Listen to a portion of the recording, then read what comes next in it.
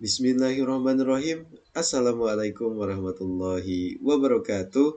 Halo semuanya, jumpa lagi bersama saya Yazid Fahmi di Abah Arsal Channel.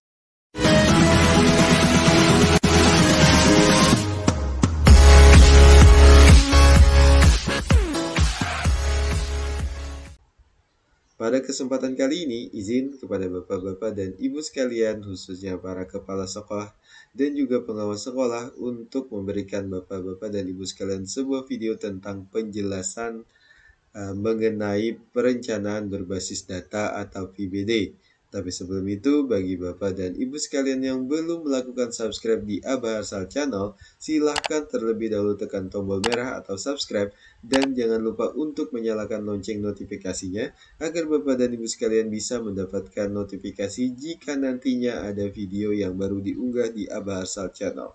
Terima kasih atas subscribe yang Bapak dan Ibu berikan.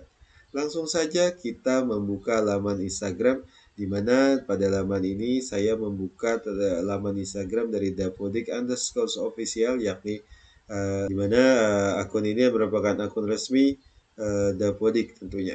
Oke. Pada laman ini terdapat salah satu informasi yang sangat penting untuk kita ketahui bersama, yakni tentang perencanaan berbasis data, di mana disebutkan di sana ada 4 hal yang perlu diketahui tentang perencanaan berbasis data di rapot pendidikan untuk pembenahan satuan pendidikan di mana Bapak dan Ibu sekalian bekerja. Disebutkan di sini, untuk informasi lebih lanjut silakan Bapak dan Ibu sekalian mengakses pusatinformasi.raportpendidikan.kemdikbud.go.id, atau di sini sudah dijelaskan atau ditulis. Kemudian mengenai 4 hal yang perlu diketahui tentang perencanaan berbasis data pada rapot pendidikan untuk pembenahan satuan pendidikan tersebut, antara lain adalah yang pertama, ada pertanyaan tentang apa itu perencanaan berbasis data, atau bisa disebutkan di sini kita memahami mengenai apa itu perencanaan berbasis data atau PBD. PBD adalah bentuk pemanfaatan data rapot pendidikan sebagai intervensi antara satuan pendidikan, dinas pendidikan, maupun pemerintah daerah terhadap mutu dan capaian pendidikan. PBD bertujuan untuk mencapai peningkatan dan perbaikan mutu pendidikan yang berkesinambungan. Di mana PBD ini sendiri nantinya akan berpacu pada rapot mutu pendidikan yang didapatkan dari proses Asesmen Nasional Berbasis Komputer atau ANBK yang telah dilaksanakan sebelumnya. Di mana melihat dari rapot pendidikan tersebut terdapat beberapa hal yang tentunya perlu untuk menjadi prioritas untuk dikembangkan dan direncanakan untuk memperbaiki beberapa mutu pendidikan tersebut yang masih dianggap kurang dan urgent. Tidak seperti selama ini di mana perencanaan dilaksanakan tidak melihat data yang sebenarnya atau real di lapangan, di mana hal ini tentunya akan membuat kita lebih fokus kepada kekurangan untuk kemudian diperbaiki sehingga menjadi lebih baik. Kemudian kita lanjutkan untuk perencanaan berbasis data. Manfaat perencanaan berbasis data untuk satuan pendidikan atau sekolah di mana Bapak dan Ibu sekalian bekerja. Seperti yang kita ketahui bahwa PBD sendiri bertujuan untuk memberikan perbaikan pembelanjaan anggaran serta pembenahan sistem pengelolaan satuan pendidikan yang efektif, akuntabel, dan konkret. Kemudian PBD juga disesuaikan dengan kebutuhan satuan pendidikan atau dinas berdasarkan identifikasi masalah yang berasal dari data pada platform rapot pendidikan. Sekali lagi, kita akan berbicara tentang masalah-masalah atau juga rapot mutu pendidikan, di mana berdasarkan rapot tersebut nantinya akan terlihat bagian mana saja yang perlu dikembangkan atau diperbaiki sehingga dana BOS atau bantuan operasional sekolah nantinya akan diprioritaskan untuk pengembangan hal yang dianggap masih kurang tersebut. Kemudian berdasarkan identifikasi masalah, refleksi terhadap capaian di rapot pendidikan dan kondisi lapangan, satuan pendidikan serta dinas pendidikan dapat melakukan pembenahan melalui penyusunan kegiatan peningkatan capaian. Jadi perencanaan berbasis data itu sendiri tidak semuanya dibebankan kepada satuan pendidikan, namun juga nantinya akan dilihat oleh Dinas Pendidikan dan tentunya juga pemerintah daerah untuk nantinya merencanakan sebuah program untuk memperbaiki hal-hal yang masih dianggap kurang tersebut. Pokoknya intinya tentang perbaikan rapot pendidikan yang dianggap bagian-bagian tertentu tentunya masih kurang.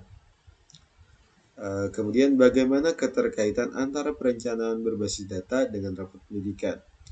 Satuan pendidikan dapat melakukan PBD dengan data dari rapot pendidikan yang mencerminkan hasil capaian satuan pendidikan Anda. Dengan demikian, perencanaan kegiatan pembenahan menjadi lebih tepat sasaran, penganggaran pun menjadi lebih efisien dan sesuai kebutuhan. Misalnya dalam suatu sekolah ada beberapa hal yang dianggap atau mungkin suatu daerah sekolahnya dianggap salah satu sekolah dianggap memiliki kelemahan dari sistem surprise, misalnya terdapat kurang lab IPA misalnya, atau di lab IPA tersebut tidak ada alat-alat praktek yang memenuhi standar alat-alat praktik di laboratorium IPA, maka pihak terkait baik itu Dinas Pendidikan maupun pemerintah daerah bisa merencanakan untuk pengadaan barang tersebut.